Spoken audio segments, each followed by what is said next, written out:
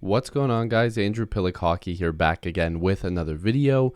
Today we're going to be talking about whether or not the Toronto Maple Leafs should continue to look at the Morgan Rielly situation. Should they trade him? Should they try to sign him after this season? I'm going to look at some numbers for after the season, seeing what kind of money that they might have available. We're going to talk about how the team is structured right now and what kind of impact Morgan Rielly has on the team right now versus if they didn't have him at all. But if you are new to this channel, I'd really appreciate it if you did like this video and subscribe. I know there's a ton of people that watch these videos that aren't subscribed. I can see it statistically, but they keep coming back. So please like this video and subscribe if you're new. And also thank you to all the people that have been subscribed to this channel for a while now and all the new subscribers. I definitely appreciate it. It helps me a lot. It definitely does. So thank you so much. So what we've seen over time is that the Toronto Maple Leafs have guys that they can be, stereotypically, or hockey terms, I should say, homegrown talent. And sometimes those guys are built up, and they're homegrown, and then they leave. The Toronto Maple Leafs either can't afford them or the Leafs aren't good enough, so they have to trade them or whatever. We've seen it happen a bunch of times here. Or we just can't hold on to stars on the blue line. The Toronto Maple Leafs blue line hasn't been very good, except for last year. It actually was pretty good. Over the last couple of years, they've slowly built it up. And Morgan Rielly has been a staple on this team for a really long time. I mean, I remember when people were like, are the Leafs going to choose a guy like Dumba? Are they going to be able to get somebody else, whatever? And then they picked Morgan Rielly. And there was a lot of people that were surprised by it. I was one of those people because he was injured when he was selected. But over time, we've seen him become Captain Morgan, like literally the guy who everybody thought was going to be the captain and plays like a captain out there. He's had his struggles defensively. And if you don't think that he has, please look at the numbers over the years. Morgan Rielly has really, at points, struggled defensively. But offensively, he's so gifted. The guy is an absolute beauty on the blue line when it comes to offense. But when you look at where the team is headed right now, are they even going to be a playoff team? Are they going to be a team that's able to afford a guy that's going to be looking for a significant upgrade on the blue line? The contracts that have been dished out this year to defensemen are insane. No disrespect to Neil Pionk. I know he's 25, but $5.8 million over 4 years.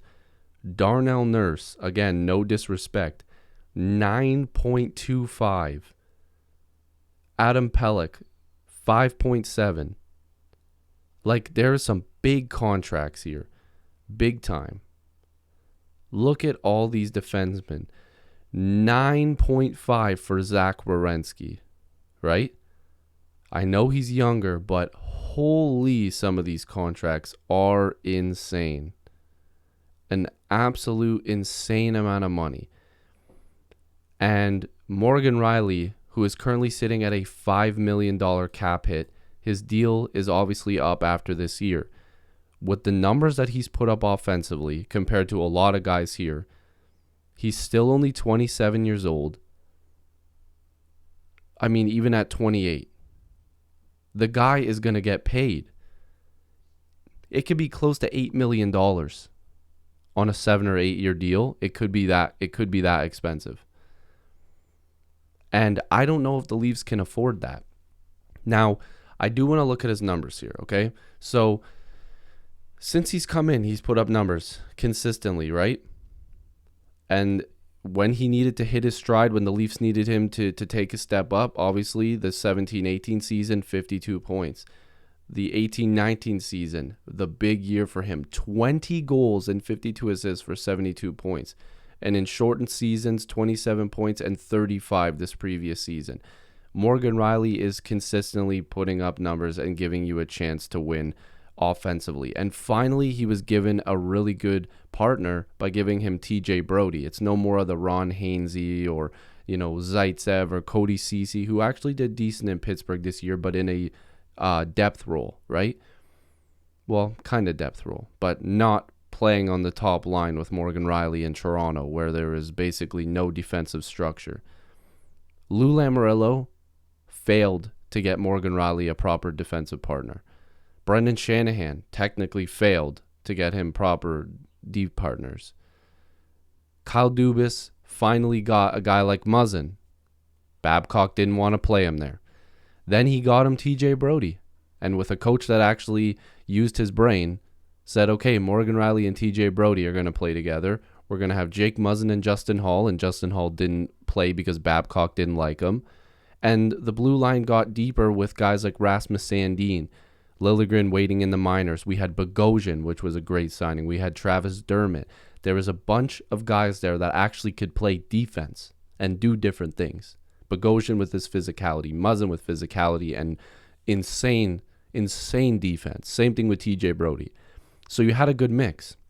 Justin Hall, who was learning from Muzzin. And, of course, Morgan Rielly, who was playing a little bit sounder defensively, but still giving you that offense. Morgan Rielly's going to be looking for that big contract. And with all the big deals that have been going on, to me, it was like, damn, why didn't the Leafs... And I don't want Rielly to be traded. Honestly, I don't, as a fan. But looking at the numbers and looking at what some of these guys are getting...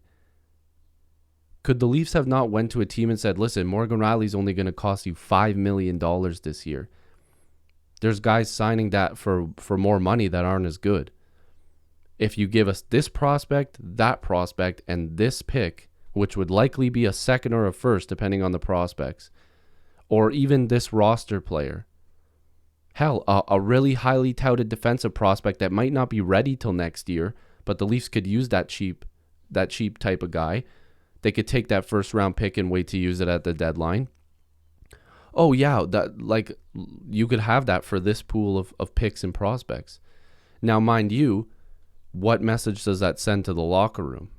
Oh, we just traded basically our number one defenseman offensively for the past year, 4 or 5 years. Probably not the best idea to a team that wants to win. And that's where it gets tricky. I see a lot of people saying, let Rasmus Sandin step up.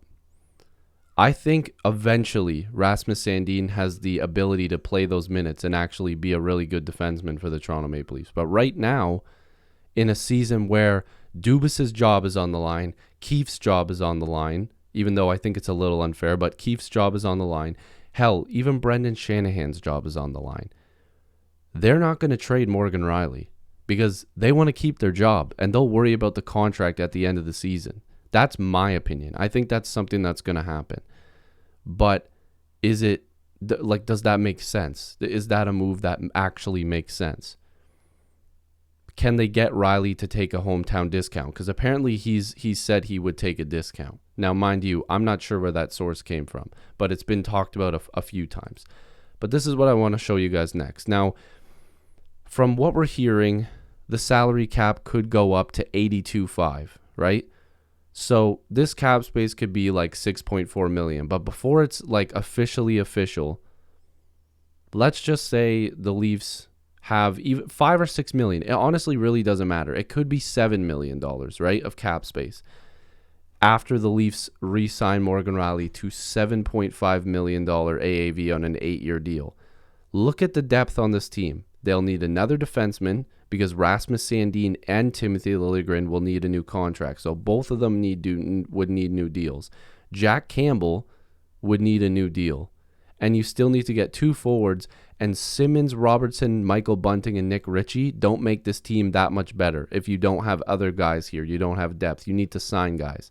So $2 million, or like $1 million, $3 million, whatever. That's $4 million just right here.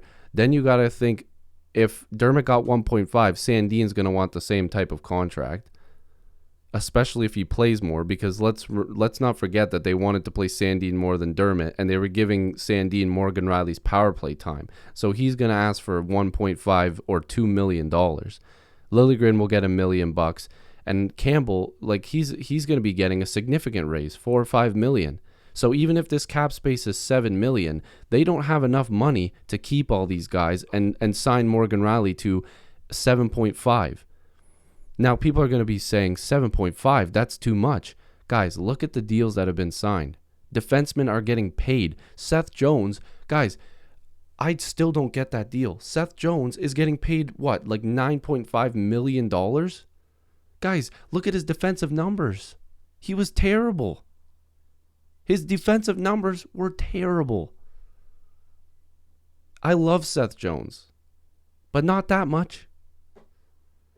Morgan Rielly's at the bare minimum getting $7 million. He's getting anywhere between 7 and 8. If he doesn't, he's taking a discount. If he gets 6.5, it's an amazing deal. But you cannot tell me Morgan Rielly's going to go from $5 million and go, I'll give just a slight raise. No, this is his time to cash in. This is the time where he's going to make his money. This is big money Morgan time. And he's going to get paid. The Toronto Maple Leafs have to figure out a way to cut costs somewhere in order to make that deal work. But at the end of the season, he might be on his way out the door with Keefe, Dubas, and Shanahan. That's a very big possibility. I want the Leafs to be good this year. I do. And I'm really optimistic about some of the new signings that they've made. But this season is not just make the playoffs, win a round.